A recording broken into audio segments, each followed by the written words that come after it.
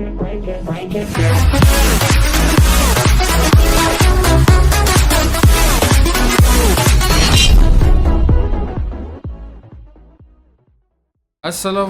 guys, welcome back to my channel. Alright, so hari ni aku punya video berkenaan dengan macam mana aku tukar lens DJI Osmo 360. Yang mana aku rasa tak ada lagi video, aku tak sure, mungkin aku tak jumpa sebab last time aku cari tak jumpa.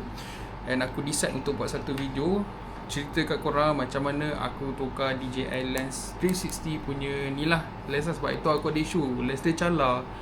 And dia calar, lepas tu dia tak boleh, video dia quality jadi teruk. Sebab apa? Sebab dia jadi blur on that calar punya side lah. So memang sangat-sangat tak puas hati lah, video aku sangat-sangat tak cantik lah. And aku guna video ni, kamera ni dah lama dah. Actually dalam 3 bulan ataupun 4 bulan lepas baru lagi aku beli kamera ni. And masa aku beli first tu, aku lenjan, aku tak protect langsung, tak pakai guide ni, aku tak pakai silikon ni. Memang aku lenjan kau-kau. Sampai one time dia punya calar ni, dia punya lens ni jadi calar, teruk lah calar. And bila aku nak shoot video, dia jadi tak cantik. On the calar side tu nampak blur, nampak macam ada blur-blur. So sangat tak cantik tau. Lepas tu mula aku decide macam contoh nak try repair sendiri lah. Aku beli tools kat DIY. Gentle kata jangan tu. Sumpah kata jangan tu, percaya benda tu kan.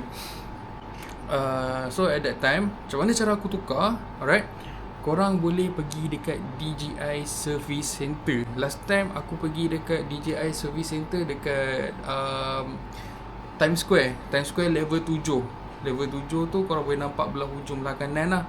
Okay, pergi bawa device ni, lepas tu aku tunjuk masalah dia calar. Dia akan inspect body tau. Okay, so benda apa yang dia akan inspect is, dia akan inspect body. Dia akan inspect kalau ada water damage ke tak. Alright, sebab apa? Sebab dia, kalau once korang hantar kat DJI punya service center, korang just kena bayar 155 untuk satu lens. Tapi kalau dia rosak dua lens, contoh pecah ke calar ke kat dua-dua lens ni, kan, korang kena bayar 255 sahaja.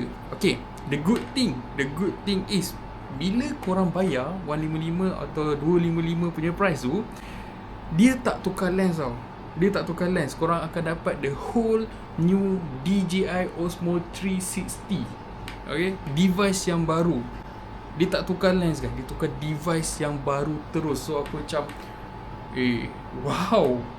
Aku macam apa lah, macam aku impress kan. Aku impress sebab masa tu aku guna, ada jatuh, jujur kata lah, ada calar-calar kat body tu. So dia macam performance dia tu is not quite good anymore lah. Tapi lepas aku just tukar lens, aku bayar 155, aku dapat the whole new device, the whole new DJI Osmo 360 ni. And after that kan, kau tengok DJI aku dah jadi macam mana sekarang. Dia dah ada protection dah. Aku beli lens guard, aku beli silicone case. So dia macam sayang lah. Sebab apa tau? Sebab lepas hari tu, lepas calar tu, aku try nak jual. Aku rasa macam benda tu dah tak sedap lah nak pakai. So aku try jual, tak ada harga. Benda tu dah calar, dia terus tak ada harga guys. Orang tak terima pun benda tu, dia tak nak pun. Kalau korang jual kat Facebook Marketplace ke apa-apa kan, susah lah orang nak accept benda tu. Sebab macam rosak terus. Calar sikit je dia akan jadi macam rosak terus lah. So dia macam market dia drop lah. So that's why korang kat luar sana, siapa yang ada DJI Osmo 360 macam aku ni juga, okay, korang boleh pergi je dekat mana-mana DJI Service Center. Boleh Google and korang just type je DJI Service Center kat mana-mana, bawa device ni, and then biar dia inspect body korang. Tapi macam aku cakap lah, kalau body inspection dia okay, kalau tak ada water damage, korang boleh tukar, dapat whole new device.